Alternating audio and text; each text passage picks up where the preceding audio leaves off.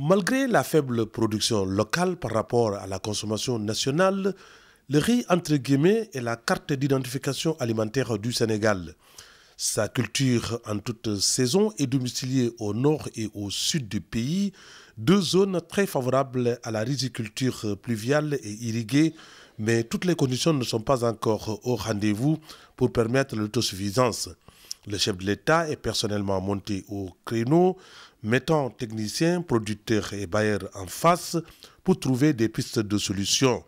La 10e FIARA s'est penchée à nouveau sur le sujet pour rafraîchir la mémoire sur la responsabilité des uns et des autres, évaluer le chemin parcouru et réajuster le manquement.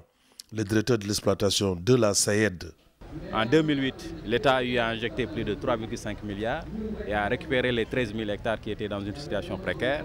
Il reste aujourd'hui 2 000 hectares à récupérer sur ces aménagements précaires. Mais les 20 000 également, pour le programme de 2009, l'État également va intervenir avec plus de 3 milliards de francs CFA. Et nous avons reçu également l'accord de la Banque mondiale pour aider à récupérer les 20 000 hectares. Pour l'extension des superficies également, il y a un programme qui est décliné sur les 3 ans. Et comme je l'ai dit tout à l'heure, il y a un financement de près de 173 milliards qui sont prévus, qu'il va falloir maintenant chercher au niveau des différents partenaires. Raison pour laquelle il fallait donc le partager avec les producteurs, mais également les riziers, les commerçants, mais également les donneurs.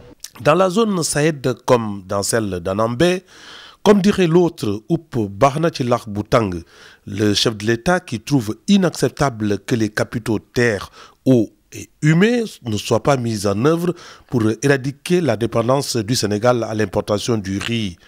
Mahmoudou Dem, directeur général de la SAED, et Abdou Fall, le directeur général de la Sodagri, et tous les techniciens sont descendus dans les périmètres pour booster la production. À Anambé, ça a bien payé. Abdou Fall, DG de la Sodagri. Pour ce qui concerne l'hivernage dernier et la contre-saison, c'est presque 20 000 tonnes de riz qui ont été récoltées au niveau du bassin de l'Anambé.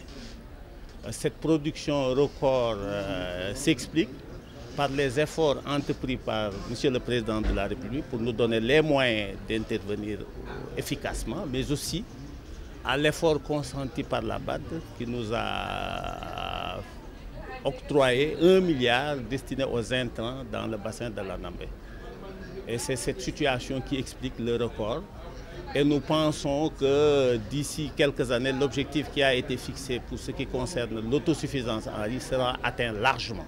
Au cours du forum sur le riz, qui a sans surprise battu tous les records de participation avec la dégustation à l'affiche, politiciens, ONG, producteurs des zones tropicales comme des zones côtières ont posé leurs doléances.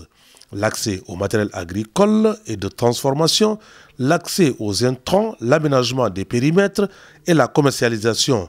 Ahmad Sall, le ministre de l'Agriculture, a tenté de calmer les esprits et surtout les candidats à la riziculture de montagne, qui se sentent marginalisés. Il y a un stock de 22 000 hectares sur lesquels aujourd'hui nous sommes mobilisés pour les récupérer rapidement et les remettre en service. Donc l'achèvement de ce programme de récupération permettra de doubler la capacité des aménagements de l'ordre de 30 000 l'année dernière à peu près 65 000. Alors à cela, vous ajoutez les effets de la double culture. Ça aussi c'est important parce que nous avons au moins la possibilité de faire 2 campagnes. Jusqu'à présent, la campagne de contre-saison était une campagne marginale parce qu'elle ne faisait pas plus de 5 à 6 000 hectares. L'année dernière, nous avons fait 14 000 hectares.